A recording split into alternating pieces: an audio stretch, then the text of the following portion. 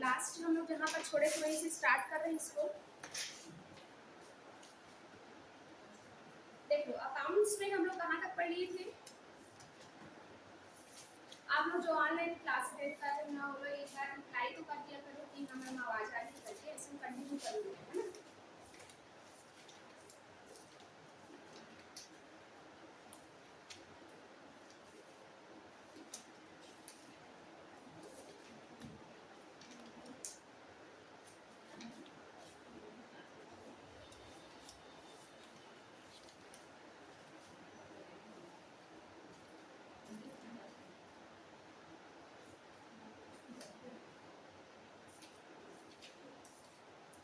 देखो लास्ट हम लोग क्या पढ़े थे इसमें, लेखांकन सिद्धांत पढ़े थे कि नहीं?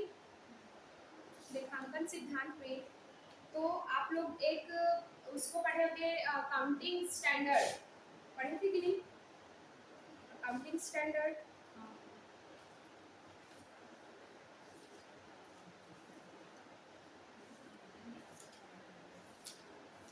हाँ देखो इसमें हम लोग कल इससे लास्ट क्लास में पढ़े थे लेखांकन के सिद्धांत। अब क्या हो गया आपका दूसरा स्टार्ट होगा इसमें से कि लेखांकन प्रमाप, ठीक है, लेखांकन प्रमाप।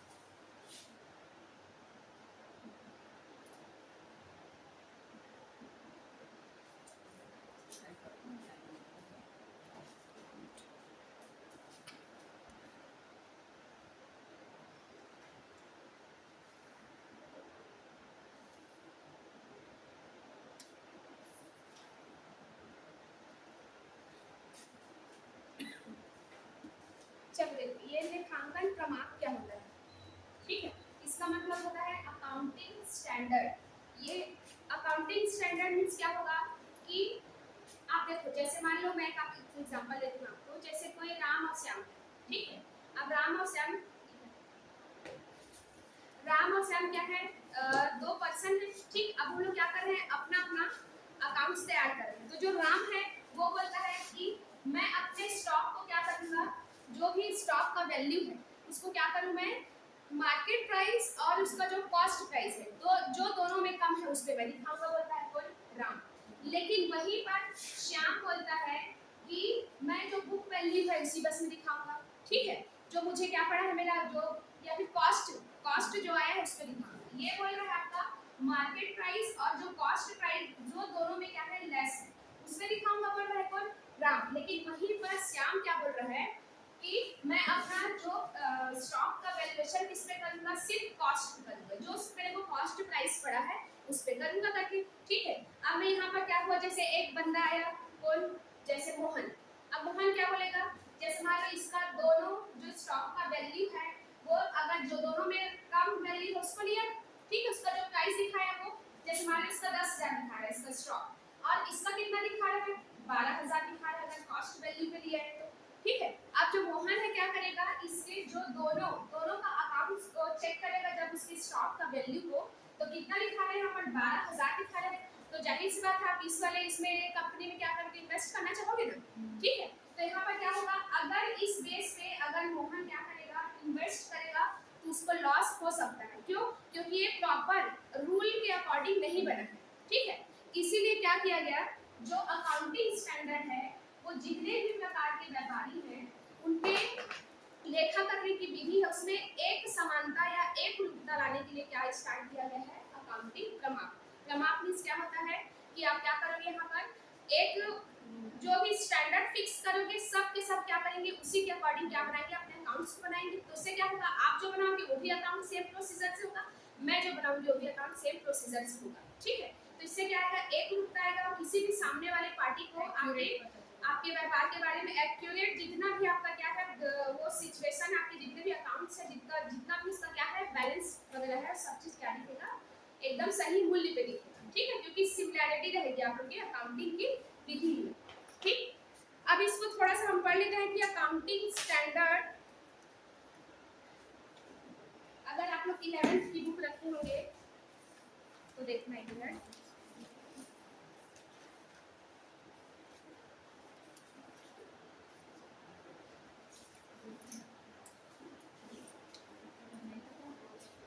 देखो इसका जो आपका कब लागू हुआ, अकाउंटिंग स्टैंडर्ड कब लागू हुआ, इसका डेट आप लोग का लिखा है कि 21 अप्रैल आपका 1977। 21 अप्रैल 1977 में क्या हुआ है, आपका अकाउंटिंग स्टैंडर्ड किसमें आया, लागू हुआ। ठीक है, तो देखो अब इसका और इसका प्रादुर्भाव कैसे हुआ कि जब आप अकाउंटिंग स्टैंडर्ड लागू करने से पहले क्या करते थे आप, ICAI मतलब international chartered accountant of India, इसके जो भी रूल्स वगैरह थे वो इससे पहले तक लागू होते थे। तो इन्होंने क्या किया, इन्होंने क्या बनाया है आपका accounting standard board, accounting standard board. तो ये क्या किया है, इनको काम दिया गया कि जो भी आपके कंपनीज वगैरह है, जो भी नॉन इनकॉर्पोरेशन कंपनीज है, ऐसे सब है, उसके लिए क्या करो, एक आप स्टैंडर्ड फिक्स करो ताकि ये क्या करें, इन लोग रूल और रेगुलेशन बनाए, उसी के अकॉर्डिंग आप क्या करो, वहाँ पर जो भी लेखे करना है उसको आप करो। ठीक है, तो इन्होंने क्या स्थापित किया है, एक अकाउंटिंग स्टैंडर्ड बोर्ड। ठीक है,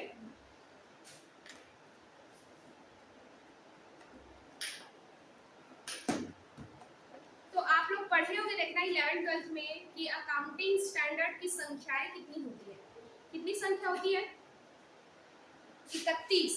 अकाउंटिंग स्टैंडर्ड जो होता है आपका 31 होता है, जिसमें से आपका 6 और 8। ठीक है, जो आपका 6 है और 6 हो गया, और दूसरा है आपका 8, इन दोनों को क्या किया गया है, हटा दिया गया। ठीक, तो इसमें जो 6 है आपका, ये क्या बोलता है, डेप्रिसिएशन का, जो भी आपका डेप्रिसिएशन लगता है ना, डेप्रिसिएशन अकाउंटिंग, उसके बारे में जो पहले रूल रेगुलेशन वगैरह दिया था उसको क्या कर दिया गया है, यहाँ पर हटा दिया गया है। और आपका 8th नंबर का था, वो क्या था आपका शोध एवं विकास लेखांकन। इसका क्या है, ये accounting for research and development, इन दोनों को क्या किया है, इन दोनों को क्या कर दिया, वो हटा दिया यहाँ पर। इसलिए अब आपके अगर ऐसी संख्या में देखा जाए तो 31 था, जिसमें से 2 हटा दिया, तब सिर्फ कितना है अकाउंटिंग स्टैंडर्ड की संख्या 29। ठीक है,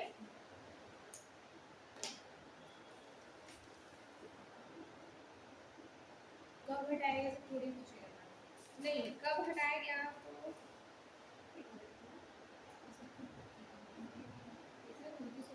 सिर्फ प्रारंभ की तिथि दिया गया है। ये आपका अकाउंटिंग, ये वाला जो है ना 6 वाला, आपका जो मूल्यह्रास है, मूल्यह्रास ये कब लागू हुआ था, उसको दिया है 1995 में लागू हुआ था।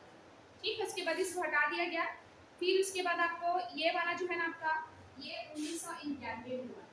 ठीक, ये मूल्यह्रास 1995 में, और दूसरा आपका क्या है, शोध एवं विकास के लेखांकन, इसको कब लागू किया गया था, 91 में, जिसको हटा दिया गया। ठीक है,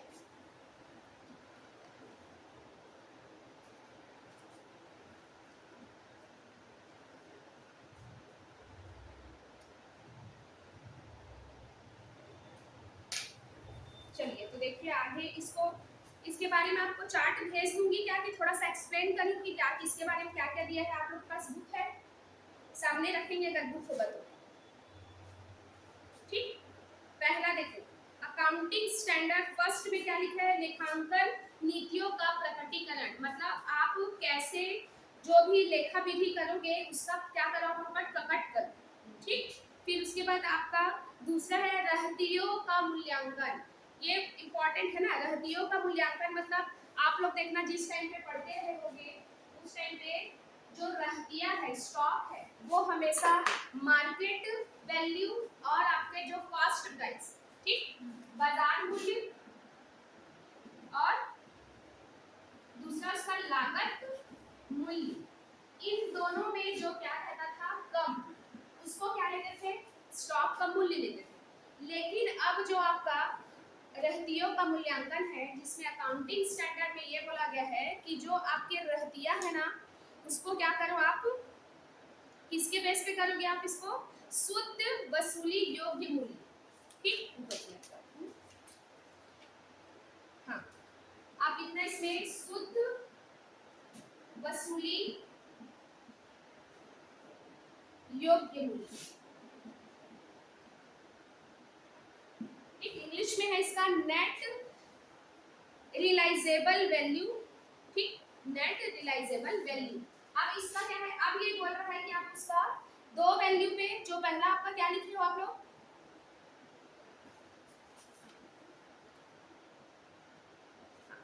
अब ये बोलता है कि लागत मूल्य और शुद्ध वसूली योग्य मूल्य, इन दोनों में जो कम है उसको आपको क्या करना पड़ेगा, उस स्टॉक का मूल्य लेना पड़ेगा। ये पूछा हुआ था, ठीक है। शुद्ध वसूली योग्य मूल्य मतलब नेट रियलाइजेबल वैल्यू, इन दोनों में जो आपका कॉस्ट प्राइस और आपका शुद्ध वसूली मूल्य मतलब नेट रियलाइजेबल वैल्यू, जो दोनों में क्या होता है, कम होता है, उसी पे क्या करोगे, उसी को स्टॉक का वैल्यू मानोगे, ठीक है।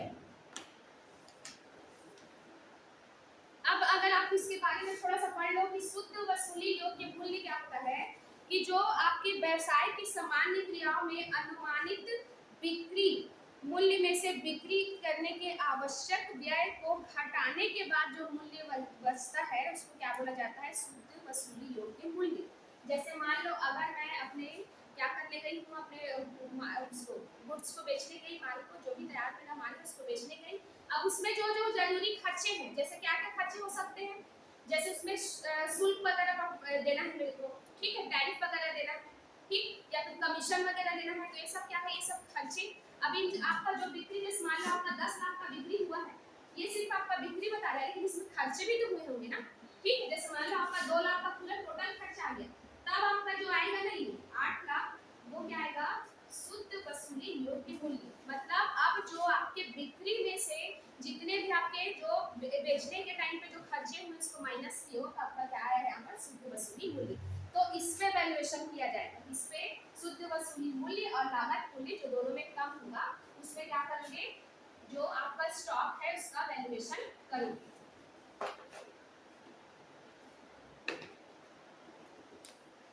आप देखो थर्ड लिखा है आपका रोकड़ प्रवाह विवरण मतलब कैश फ्लो, ठीक है। तो कैश फ्लो में क्या बोलता है कि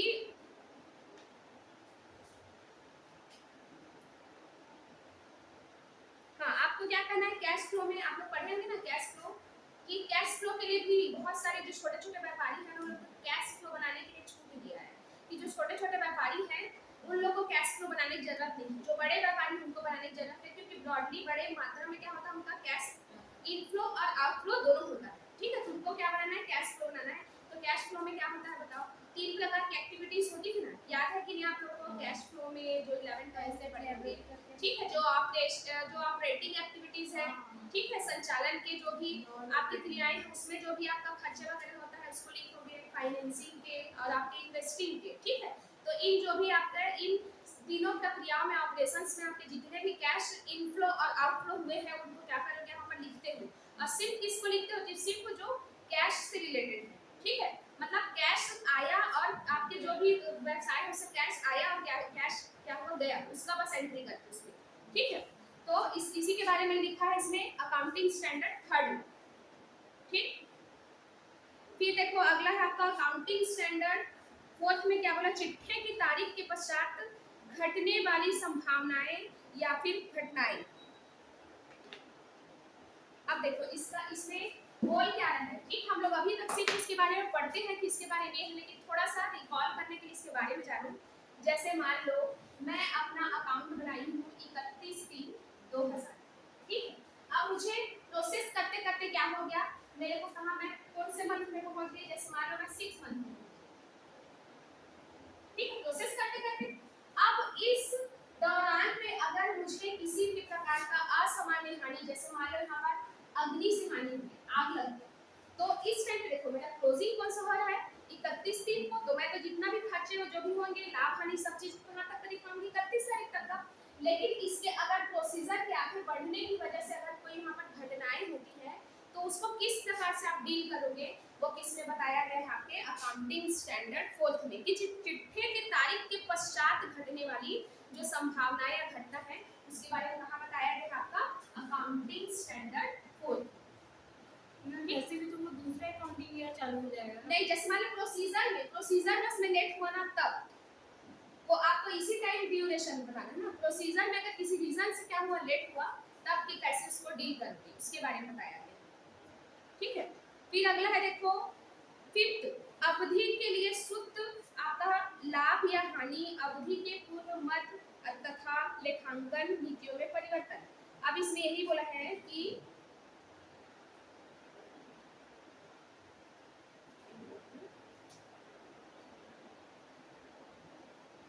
जैसे मान लो आप क्या कर रहे हो, यहाँ पर अभी सब अकाउंट्स बनाए, अब इस ड्यूरेशन में आपको क्या हो गया कि आपको कोई किसी भी प्रकार की शुद्ध लाभ या हानि हुई, ठीक है, तो उसको कैसे डील करोगे?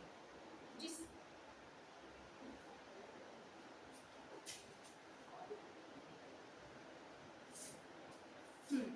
तो उसको कैसे डील करोगे? देखो इसमें क्या लिखा है कि जो अवधि के लिए शुद्ध लाभ या हानि के निम्न तत्वों को सम्मिलित किया जाता है, जिसमें प्रत्येक को लाभ हानि के विवरण में प्रकट करना चाहिए। जैसे सामान्य क्रियाओं से उत्पन्न होने वाले लाभ या हानि, इसको कैसे आप लिखोगे? जो भी आपके नॉर्मल जो काम करते रहे, तो उसमें अगर आपको मान लो नॉर्मल प्रॉफिट या फिर लॉस हो, तो उसको कैसे उसके साथ में मतलब उसका एंट्री करोगे? दूसरा आपका क्या लिखा है? असाधारण वर्ग। जैसे मान लो आपका क्या है, एबनॉर्मल, जैसे क्या हो गया आपको एबनॉर्मल कोई गेन हो गया या फिर एबनॉर्मल क्या हो गया, लॉस हो गया, जैसे चोरी हो जाना, ये क्या होगा आपका? उस टाइम पे कैसे उसको डील करोगे? ठीक है, उसके बारे में यहाँ पर लिखा हुआ है, तो थोड़ा थोड़ा रिकॉल करने के लिए उसका स्टोरी को थोड़ा पढ़ना। इसमें ये वाले बुक में नहीं दिया है, अगर आप लोग बोलोगे ना तो मैं जो दूसरा बुक रखी हूँ उसमें इसके बारे में एक्सप्लेन किया है, तो थोड़ा सा पढ़ोगे तो क्या हो जाएगा, याद रहेगा थोड़ा। ठीक, फिर बोला देखो मूल्य ह्रास लेखांकन, यही क्या किया है आपका, अब यहाँ से अकाउंटिंग स्टैंडर्ड 6 से इसको क्या कर दिया गया है, हटा दिया गया है। इसको अलग से क्या किया है, जो मूल्य ह्रास का जो भी विधि है डेप्रिसिएशन लगाने का, उसको अलग से उसमें संशोधित करके बताया है, इसमें नहीं आएगा। फिर अगला है देखो आपका निर्माण अनुबंध का लेखांकन। अब यहाँ पर क्या करोगे आप,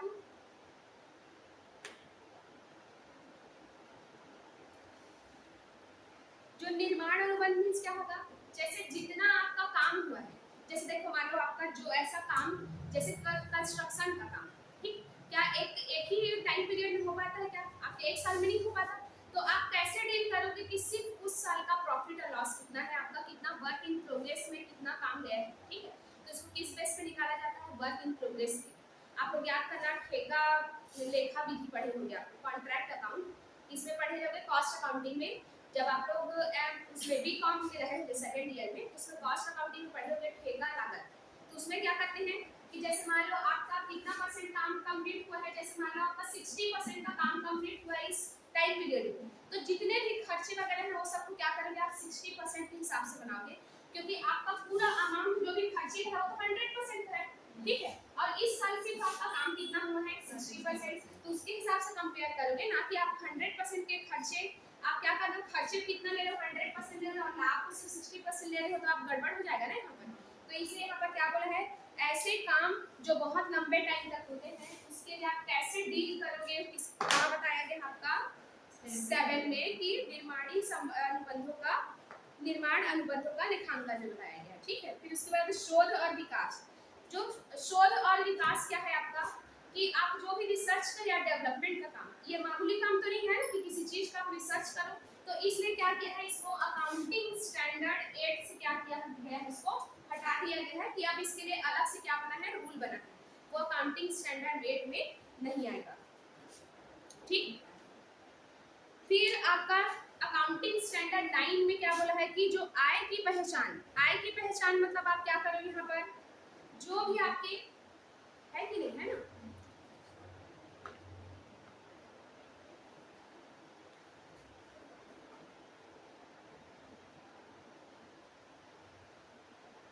हाँ, आगम मान्यता लिखा है ना क्योंकि इसमें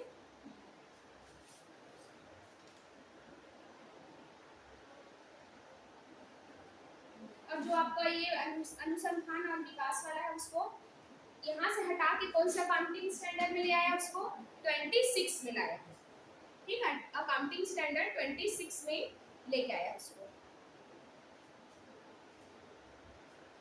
कौन सा अकाउंटिंग 9।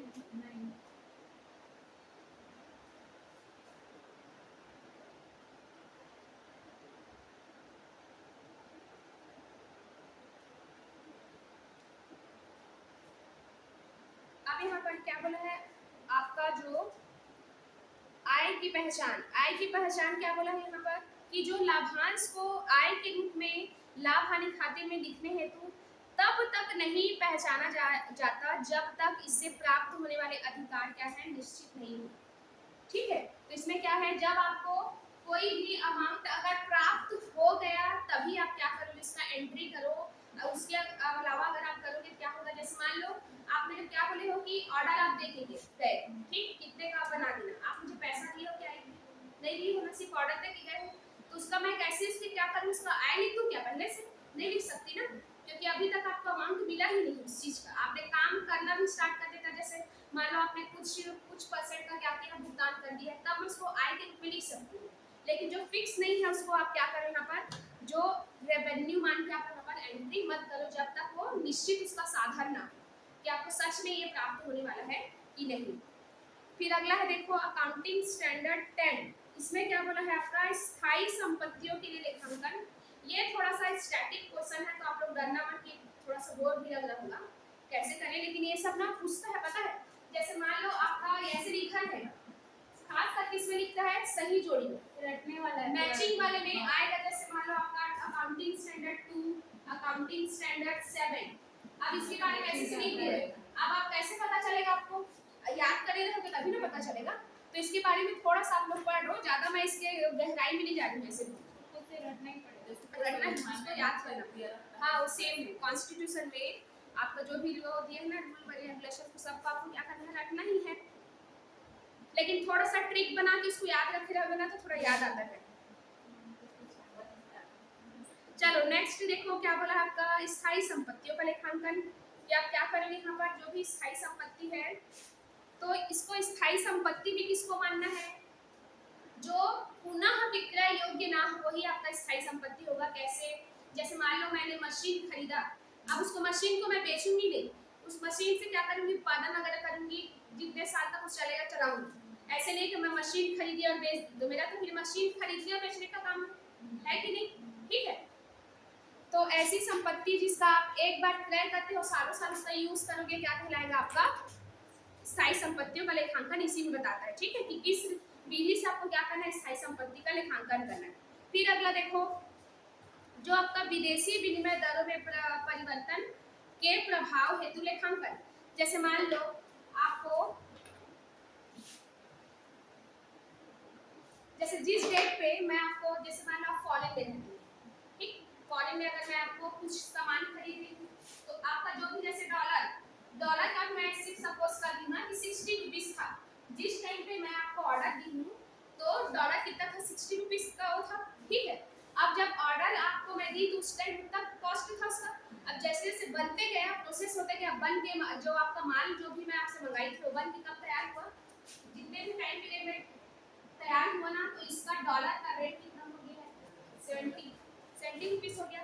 अब यहाँ पर कंफ्यूजन क्या हो रहा है कि मैं इसके हिसाब से करूँ कि इसके हिसाब से अपना लेखांकन, तो इन्हीं के बारे में किस कहाँ बताया गया आपका अकाउंटिंग स्टैंडर्ड 11 बताया गया, ठीक है।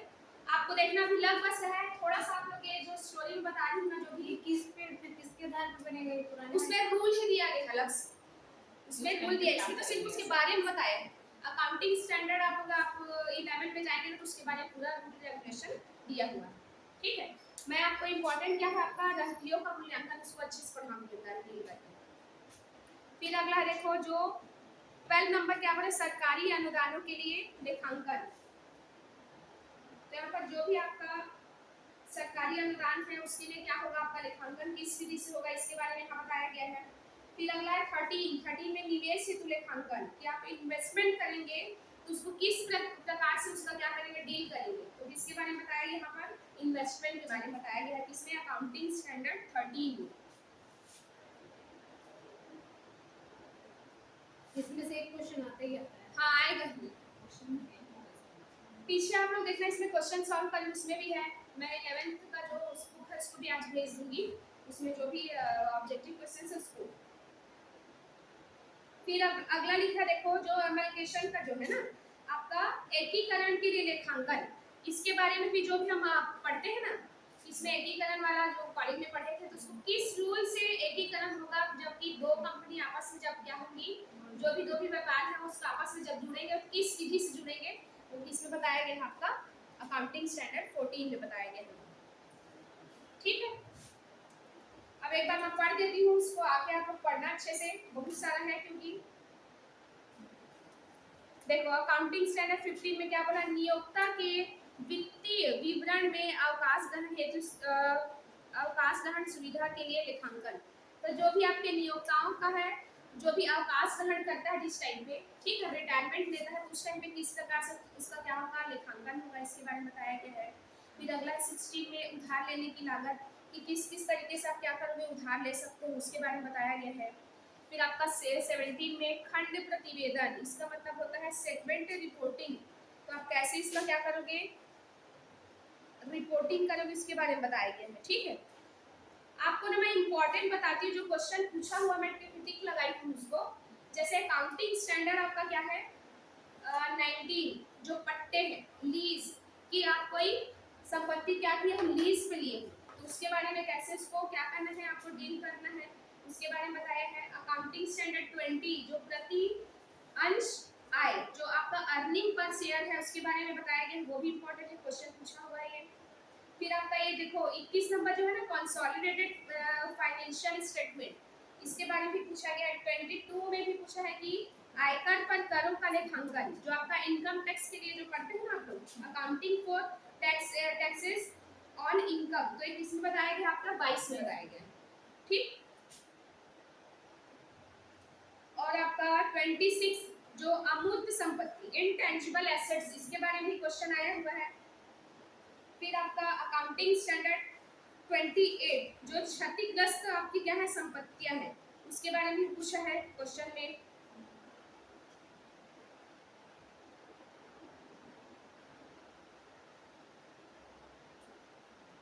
चलो बाकी को इसको पढ़ना आप लोग, सिर्फ वर्ड्स वर्ड्स दिया, आपको क्या करना है, इसको स्टैटिक क्वेश्चन है तो आपको इसको क्या करना पड़ेगा, याद करना पड़ेगा।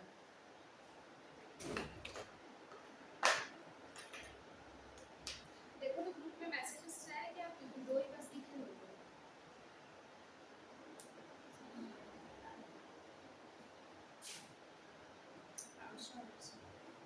नहीं आया, अनामिका नहीं थी क्या उसमें, मेरा ग्रुप में है। नहीं नहीं इसमें अभी नहीं है।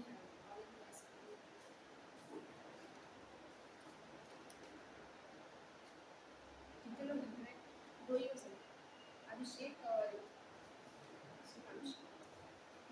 अभिषेक और आकांक्षा, है ना, दो ही ना, बोलते नहीं, बोलते नहीं, बस सिर्फ देखते रहते देखते रहते देखते रहते, जॉब भी पूछती तो भी नहीं बोलती ना, इसलिए क्या सैलरी तो देखते रहते हैं।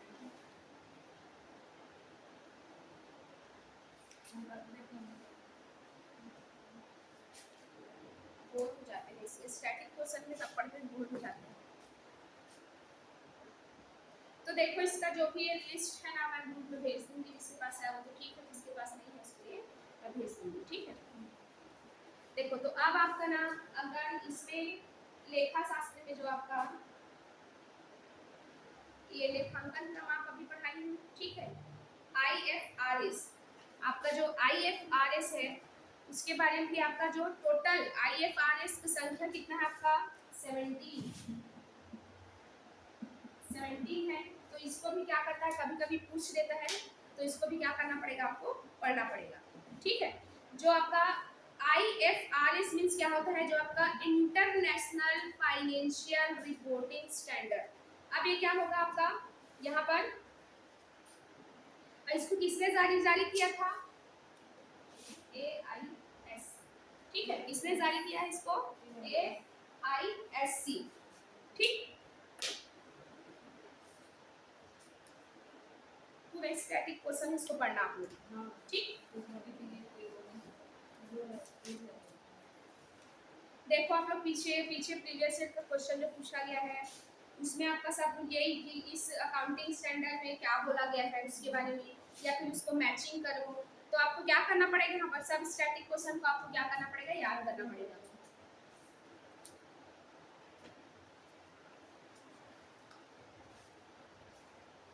चलो इसके बाद ना हम लोग दोहरा लेखा प्रणाली पढ़ेंगे। तो इसको आज ही पढ़ाऊँ कि अभी इकोनॉमिक्स पढ़ाऊँ?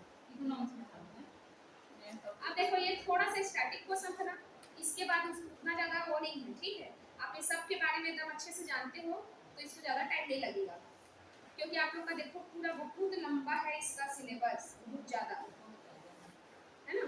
आगे और है 33 तक ज़्यादा ही अकाउंट्स का, और इसका भी है ना, बिजनेस का भी है। बिजनेस में जल्दी जल्दी होगा, वो है बस ज़्यादा, और जो प्लानिंग मैनेजमेंट वाला तो जल्दी हो जाएगा। चलो देखना आप लोग इकोनॉमिक्स में, जैसे मान लो इकोनॉमिक्स हम लोग कंप्लीट हो गया तो फिर सिर्फ दो ही सब्जेक्ट पढ़ते रहेंगे, अभी तो सिर्फ अकाउंट्स को और किसको पढ़ेंगे, इकोनॉमिक्स, ठीक है। टॉपिक वाइज ही पढ़ते हैं। तो देखो आप लोग लास्ट क्लास में मैं क्या दी थी, होमवर्क दी थी कि एक क्वेश्चन था ना, दी थी कि नहीं होमवर्क?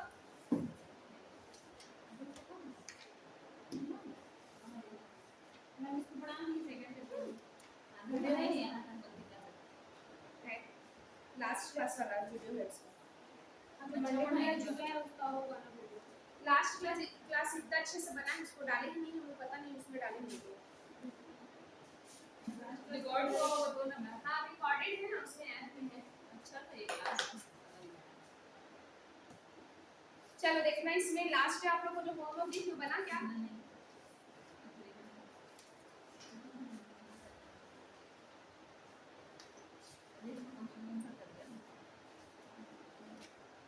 कौन सा पढ़े थे इकोनॉमिक्स में?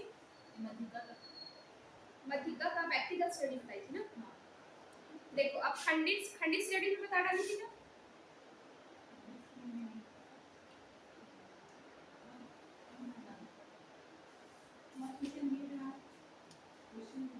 चलो देखो एक खंडित श्रेणी का बता देती हूँ। देखो क्वेश्चन है आपका, आकार दिया हुआ है, अभी हम लोग पढ़ रहे हैं क्या, मध्यिका, ठीक है। आकार दिया हुआ है और दूसरा क्या दिया हुआ है आपका, परिवारों की संख्या, मतलब यहाँ पर संख्या दी है, ठीक है। सबसे पहला काम क्या रहता है कि आप क्या करो, जो भी आपके पद, आकार या फिर एक्स, ठीक है, जो वैल्यू दिया है उसको क्या करो, असेंडिंग या डिसेंडिंग ऑर्डर में उसको पहले क्या करो, जमा। तो इस क्वेश्चन में तो खैर दिया ही हुआ है असेंडिंग ऑर्डर में। तो देखो यहाँ पर क्या है, 2 3 4 5 6 7, और इसकी संख्या कितना है, 2 3 9 2 3 9 5 21 और 11 और 5, ठीक। ये क्वेश्चन है, आप इसको कैसे सॉल्व किया जाए, अगर इसको अगर सॉल्व करना है आपको,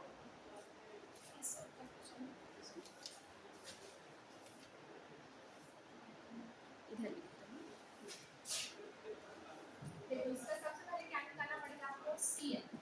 CF मींस क्या होता है, संचयी आवृत्ति, मतलब क्यूमुलेटिव फ्रीक्वेंसी, ठीक है। अब इसका फॉर्मूला मैं आपको बता देती हूँ, इसका फॉर्मूला क्या होगा, n+1 डिवाइडेड बाय वैल्यू, ठीक है, n बराबर। अब मुझे क्या चाहिए, हर कंडीशन में n चाहिए +1 डिवाइडेड बाय 2।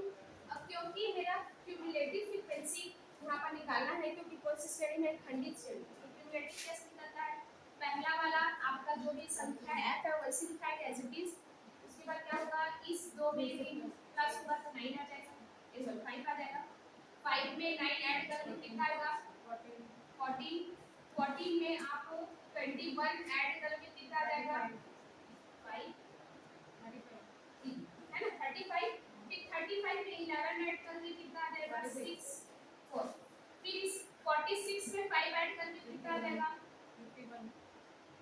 51 आएगा कि नहीं, ठीक है। ये कंप्लीट बन गई। अब आपको क्या करना है, यहाँ पर n = 51 ही आएगा, फिर से जोड़ने मत बैठना, क्योंकि जो क्यूमुलेटिव फ्रीक्वेंसी है उसमें जो लास्ट रहता है वही आपका क्या होता है, n होता है। तो यहाँ पर क्या हुआ आपका, n = कितना हुआ, 51। अब यहाँ पर क्या करनी है, यहाँ पर इसका वैल्यू पुट करूंगी, तो 51 + 1 डिवाइडेड बाय 2, तो कितना हो जाएगा, 52 डिवाइडेड बाय 2, ठीक है। तो कितना हो जाएगा, उसके बाद तो यहाँ पर क्या हुआ ये 26। तो अब क्या देखना रहता है इसमें कि वो क्यूमुलेटिव फ्रीक्वेंसी के किसके अंडर आ रहे हैं। तो अब क्या करते हैं 26 है ना, तो 14 के अंदर बताएगा क्या, नहीं क्योंकि छोटा हो गया 14 उससे, ये किसमें आएगा 35 में आएगा। तो जो इसके 35 के सामने जो आपका पद है, ठीक है, जो वैल्यू है, हमेशा वैल्यू से x से निकलता है आपका क्या चीज मीन, ठीक है। तो इसके सामने कौन सा पद है 5, तो इसमें इसका आंसर क्या होगा आपका मध्य का बराबर क्या हो जाएगा n बराबर हो जाएगा 5, ये होगा इसका आंसर, ठीक है। समझ में आया। अगर ये कौन सी श्रेणी है खंडित मतलब डिस्क्रीट वो है आपका सीरीज, एक होमवर्क निकालने का है ना। हाँ मीडियन मीन का हो गया क्या पूरा। हाँ उसमें एक ही श्रेणी बस बताइए ना, मीन के एक ही रहता है क्या। हाँ उसमें एक ही रहेगा। मीन में क्या रहता है ना डिस्क्रीट सीरीज मीन में रहता है ना। हाँ रहता है ना, रहता है fx वाला, ठीक। तो उसमें क्या करना है x इनटू करना, बस ये वाला लास्ट क्लास में बताइए उसको पढ़ना, ठीक है।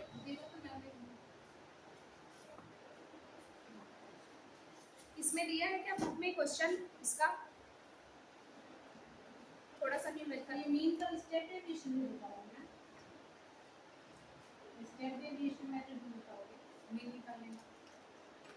कौन सा मेथड है वो दिया है। हाँ हाँ dx वाला उतना लंबा नहीं आता है आपको, नहीं आता। देखो आप लोग पीछे क्वेश्चन में जाके देखना ना, ये 12 स्कूल हाँ उसमें आपका न्यूमेरिकल क्वेश्चन ज्यादा नंबर वाला रहता है ना, वो आता है। स्कूल लेवल का है वाला।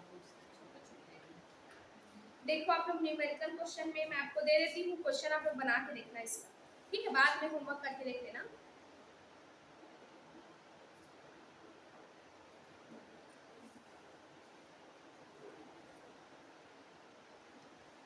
इसमें आंसर क्या है मैम।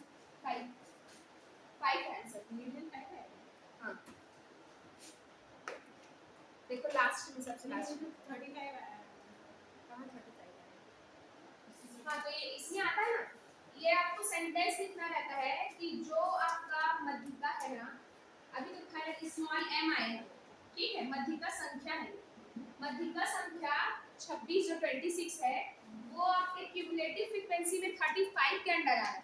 तो इसके जस्ट सामने वाला जो भी आपका वैल्यू होगा x, वो क्या होगा इसका मध्यिका होता है। तो इसमें देखना आंसर में लिखा होगा 5 लिखा होगा, ठीक है।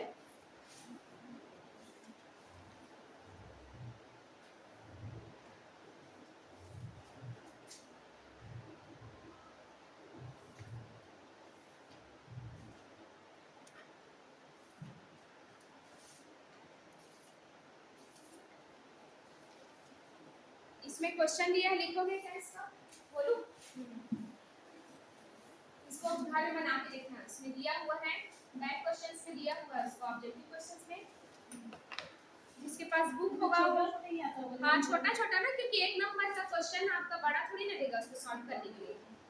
तो आप लोग देखना इसमें लिखा है ना कि क्वेश्चन नंबर 14, देखो इधर पीछे ऑब्जेक्टिव क्वेश्चंस में क्या लिखा है, देखो 22 13 18 16 17 19 15 23 17 20, इनके बीच में क्या करना आपको, मध्यिका कौन सा है बताना, मीन, हाँ मीडियन कौन सा है ये बताना है। तो कैसे पता चलेगा, सबसे पहले असेंडिंग ऑर्डर में क्या करना है, इसको लिखना। उसके बाद क्या करोगे आप एन वैल्यूज का जो भी है लास्ट क्लास में बताएंगे इसको, है ना। व्यक्तिगत श्रेणी है क्योंकि इसमें मैथ नहीं है, जितनी भी संख्या होगी एन में प्लस करना 1, फिर उसके बाद डिवाइडेड बाय 2 करना, फिर जो जितना भी पद आएगा, जैसे मान लो 4 आया तो फोर्थ नंबर में जो भी आपका होगा वो क्या होगा आपका मीडियन होगा, ठीक। बना के देखना इसको। अब आप लोग ध्यान से देखना कि जो भी आपका क्वेश्चन रहता है उसका 2-3 प्रकार का क्या रहेगा, फॉर्मूला रहेगा कि मीन मीडियन का सबका। तो आपको सब फॉर्मूला पता रहना चाहिए कि आपको 4 ऑप्शन दे देगा, इसमें से कौन सा फॉर्मूला आपका क्या है सही है या कौन सा गलत है, ठीक। तो इसमें क्या होगा, जितना सारा फॉर्मूला देखे रहोगे वही उतना ही आपका काम आएगा वो। चलो एक उसका वर्ग वाला बता दूं क्या, जो भी आपका क्या है क्लास वाला कंटिन्यूअस सीरीज का बता दीजिएगा। हाँ कंटिन्यूअस का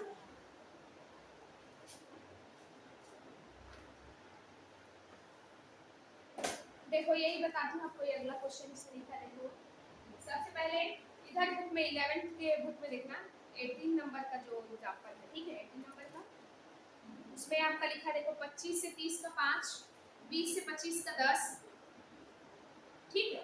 तो इसको सबसे पहले क्या करना है, पीछे से लिखा है कि नहीं उल्टा लिखा है, तो उसको मैं क्या करती हूँ सबसे पहले 0 से 5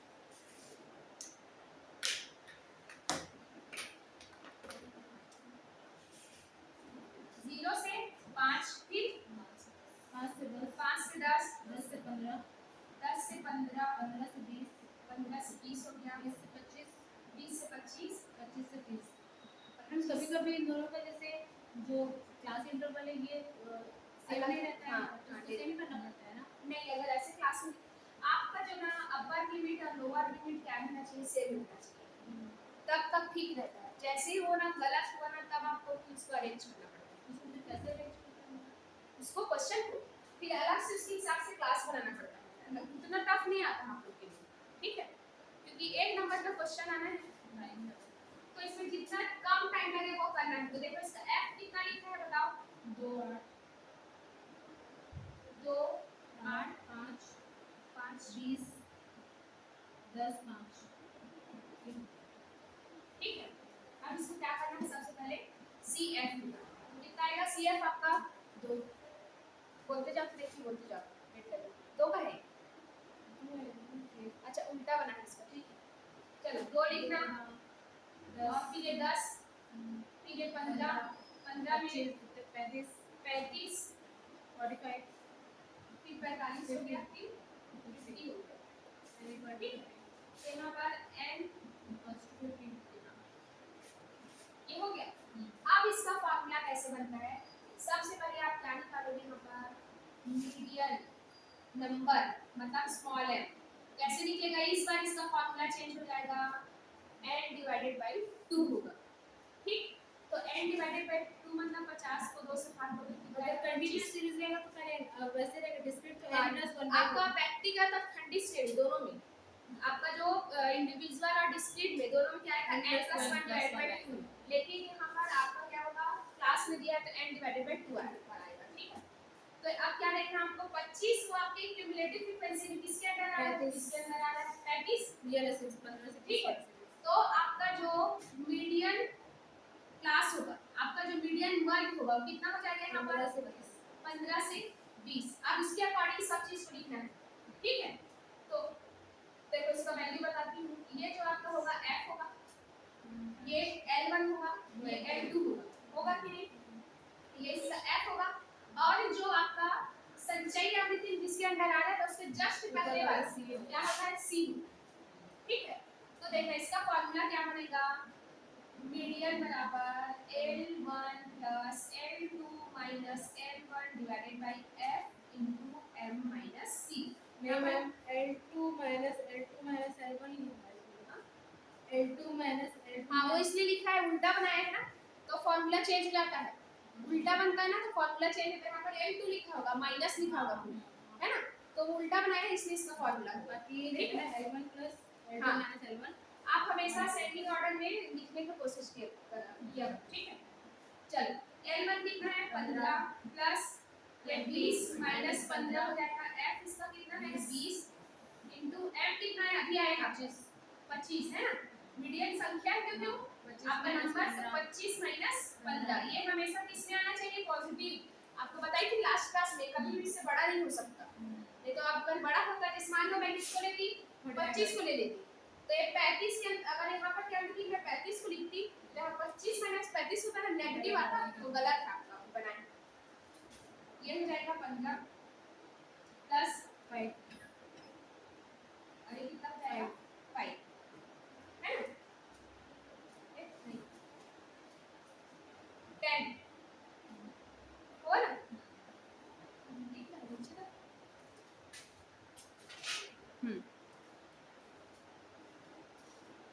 चलो ये कितना हो जाएगा आपका, ये काट गया, फिर कितना बचा ये 5 डिवाइडेड बाई 2 करोगे कितना हो जाएगा आपका 2.5 आएगा। हाँ तो ये कितना इसका आंसर देखो कितना है 1705। हाँ ये होगा आपका आंसर। ठीक है तो आपका जो कॉन्टिन्यूअस सीरीज होता है उसमें क्या करोगे आप इसमें सबसे पहले इसका क्यूमुलेटिव फ्रीक्वेंसी निकालोगे।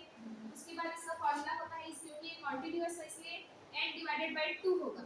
ठीक है तो जो कि आपका मीडियन यहाँ पर मध्यिका संख्या है मध्यिका संख्या। ठीक है तो मध्यिका संख्या आपका 25 किसके अंडर आ रहा था 35 के। तो उसके जस्ट सामने वाला जो भी इंफॉर्मेशन है सबको यूज कर लो इसको। ठीक तो L1 plus L2 minus L आपका L2 minus L1 divided by F into M minus C। अब वही पर अगर ये क्वेश्चन जिसके अकॉर्डिंग कैसे दिया था आपका 25 से 30 पहले दिया था 20 से 25 दिया था 15 से 20 10 से 15 ऐसा दिया था। ठीक है तो इसमें क्या करना रहेगा आपको इसका उल्टा फॉर्मूला होता है। क्या फॉर्मूला होगा यहाँ पर इसको मत बताइए मैम कंफ्यूज होता है। नहीं लेकिन अगर फॉर्मूला दिया है तो उसको भी तो लिखना पड़ेगा ना। कोई फॉर्मूला होता है फॉर्मूला गलत हाँ गलत नहीं होगा। क्वेश्चन तो इसका फॉर्मूला क्या हो जाएगा L2 minus L2 minus L1 divided by F same होगा बस यहाँ पर ना L1 की जगह में क्या होगा L2 माइनस L1 प्लस था ना उसकी जगह में L2 माइनस आ जाएगा बस F और M माइनस C आ जाएगा। ठीक तो ये भी इसका फॉर्मूला होता है आपको याद रखना चाहिए।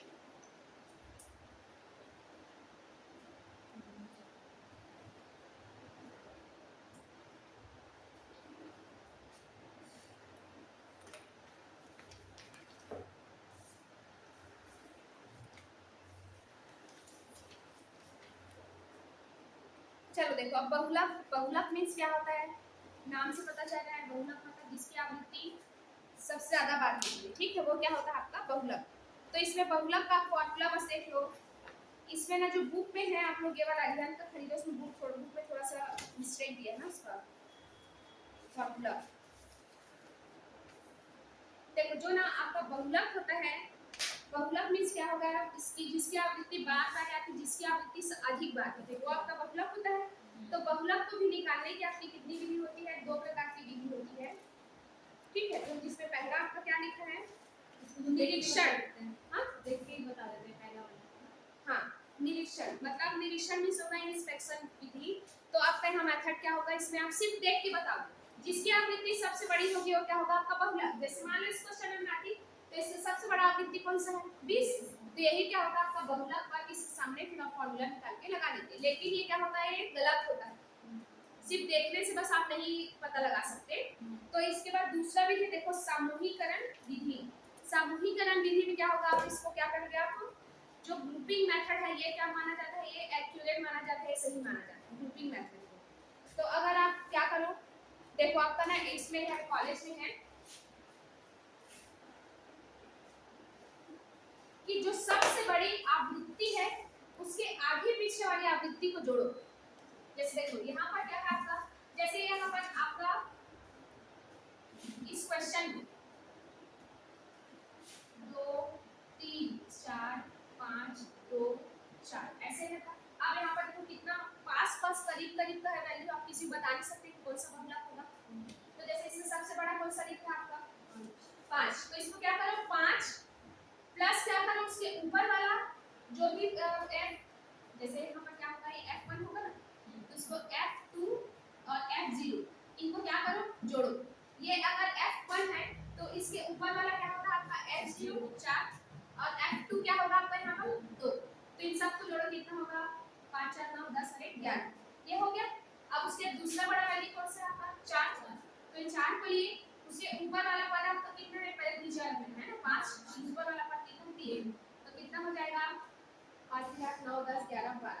देखो आप बताओ किसको लेना चाहिए 4 को लेना चाहिए है ना। तो ये वाला गलेंगे तब सही आएगा ये वाले में से गलत आएगा। तो हमेशा क्या करो आप इस मेथड से आप क्या कर सकते हो निकाल सकते हो।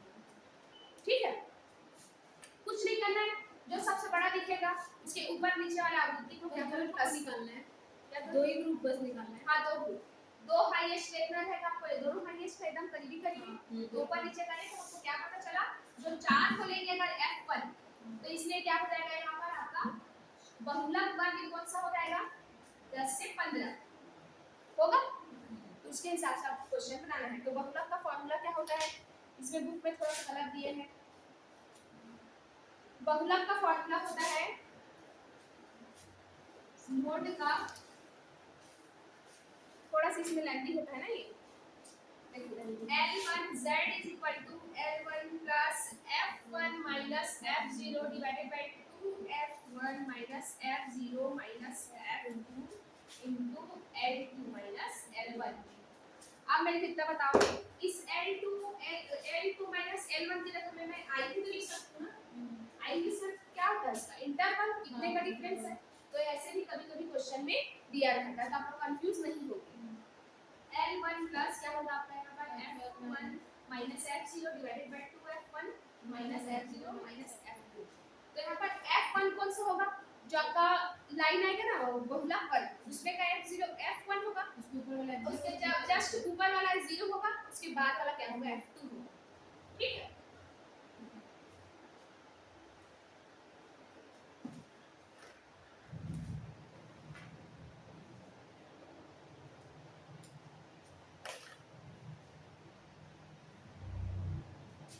आकांक्षा सुन पा रही है मेरी बात?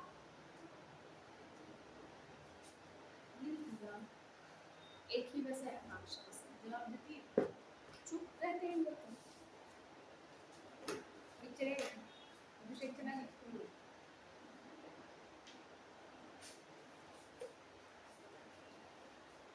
चलो देखो अब किरण मींस क्या होगा यहाँ पर, अगला देखो अभी मीन मीडियन मोड था। ठीक है, मीन मीडियन मोड से रिलेटेड आप लोग क्वेश्चन बना के देखना, क्योंकि आप लोग का देखो ऑब्जेक्टिव्स में आएगा तो इतना तो लंबा आएगा नहीं। ठीक है ना, तो आप क्या करो, सिर्फ ना व्यक्तिगत श्रेणी को बनाने की कोशिश किया करो।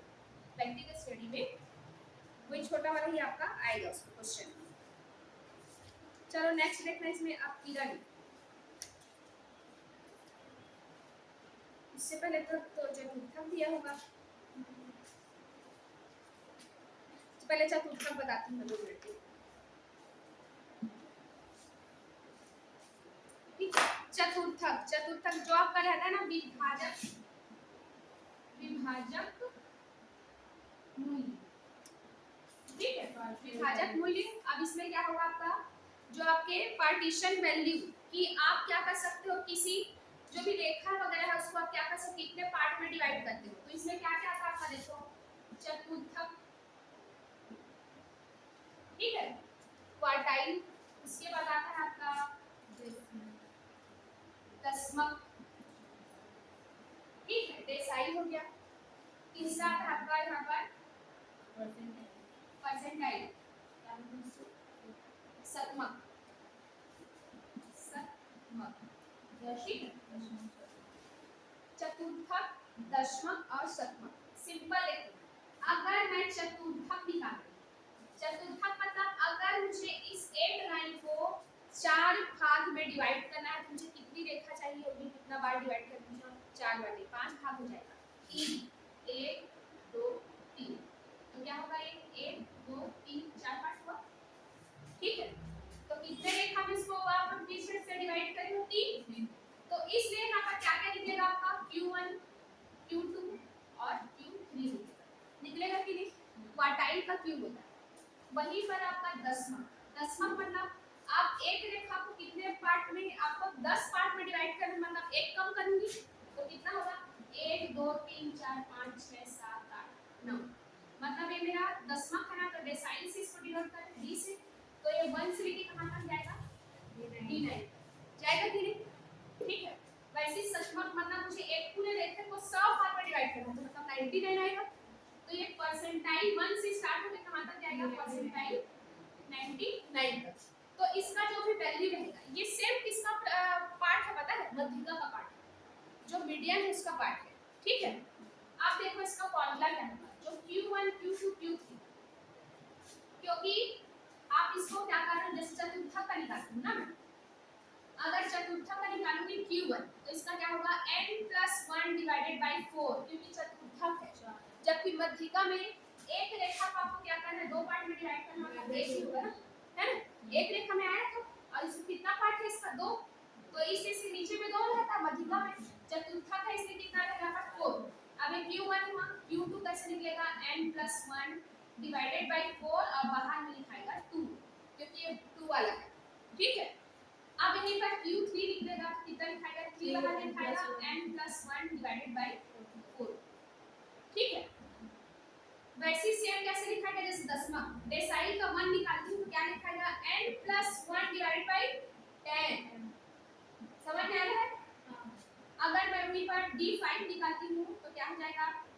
5 बाहर रहेगा, n+1 डिवाइडेड बाय 10 होगा, ठीक है। वैसे अगर मैं क्या निकालूं यहाँ पर परसेंटाइल p, जैसे मान लो मैं p 58 निकालती हूं जिसका फॉर्मूला क्या होगा? 58 बाहर लिखाएगा, ठीक, n+1 डिवाइडेड बाय 100, ठीक है। तो समझ में आ रहा है कैसे निकालना है इसको? तो अब क्वेश्चन में क्या आता है आपका? ये सब इंडिविजुअल सीरीज के लिए है। हाँ, इंडिविजुअल और कंटीन्यूअस इसके लिए भी है ना, डिस्क्रीट के लिए भी है, ठीक है। तो देखना हम लोग, ये जो आपका परसेंटाइल 50 है तो ये कैसे लिखाएगा? ऐसे लिखाएगा। अब आपके क्वेश्चन में ये पूछता है कि किसकी किसकी वैल्यू क्या होती है? सेम। तो यहाँ पर मैं ऐसे लिख सकती हूँ मीडियन बराबर Q2 बराबर D5 बराबर P50, सही हो गई?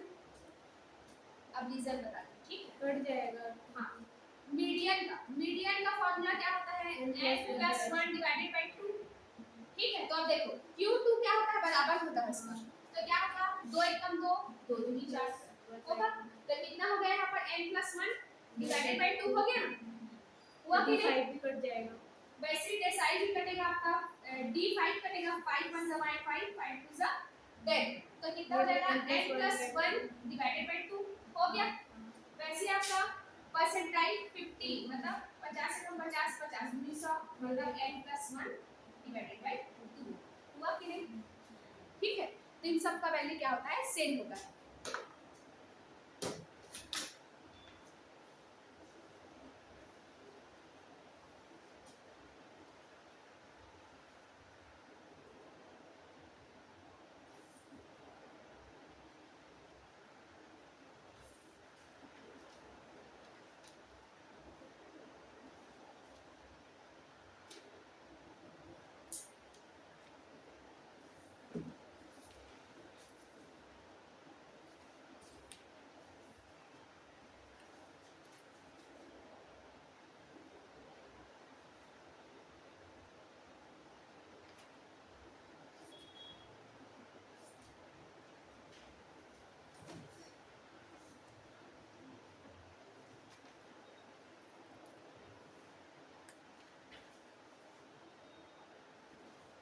देखो अगर कभी कभी आपका एक और क्वेश्चन पूछा हुआ है इसमें,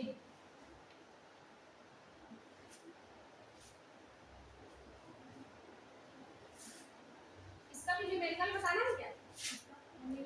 मध्यिका जैसे सेम बनेगा, ठीक है। फॉर्मूला प्रूफ करेंगे आ जाएगा। हाँ, देखो आपका एक सार्वभौमिक फॉर्मूला होता है आपका, देखो लेकिन एक बार बताइए मैम, मेरे केस में n = क्या लेंगे? वहाँ 20 नंबर्स है, देखो दिन काउंट करते हैं, मुझे इसको काउंट करूँ काम है। हाँ, वो व्यक्तिगत श्रेणी है ना, इंडिविजुअल श्रेणी वो है, सीरीज है, इसलिए देखना आप लोग माध्य बराबर 3 मध्यिका -2 बहुलक,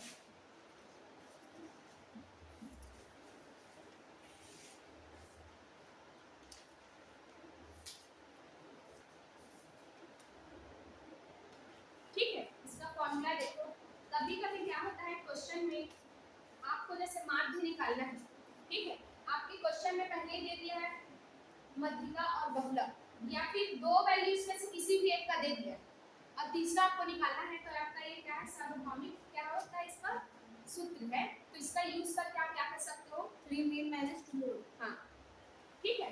तो इस फॉर्मूले में आप किसी भी उसका दो वैल्यू अगर पता है, आपको तीसरा वैल्यू नहीं दिया है, तो आप शानदार करके इसको निकाल सकते हो। ठीक है ना?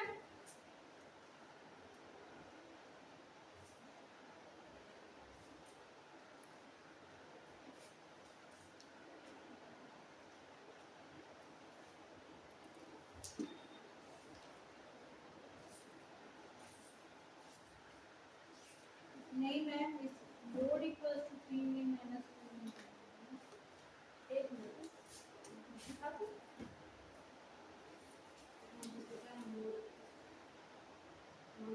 अरे हाँ हाँ, तो हम सोचो इसको ना थोड़ा सा गड़बड़ लग रहा है। एक मिनट, है ना?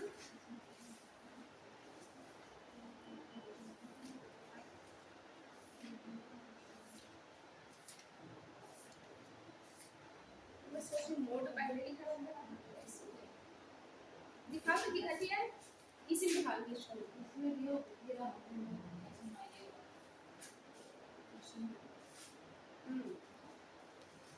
सॉरी ना, इसको ये इसलिए मैं सीधा ना इसको फॉर्मूला करती हूँ यहाँ पर पी मीन, हाँ,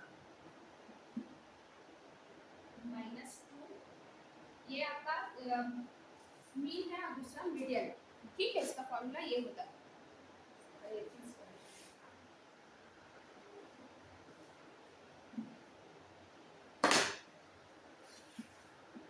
बहुलक